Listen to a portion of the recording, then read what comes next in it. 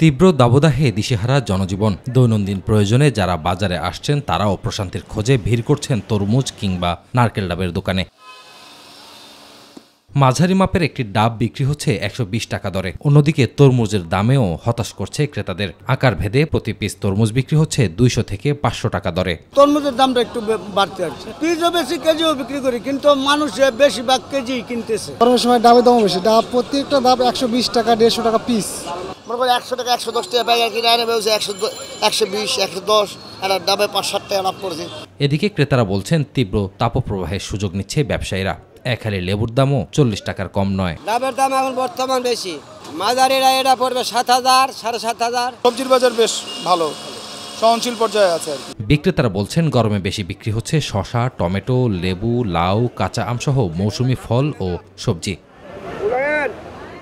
Mohibul Quader, my TV, Dhaka.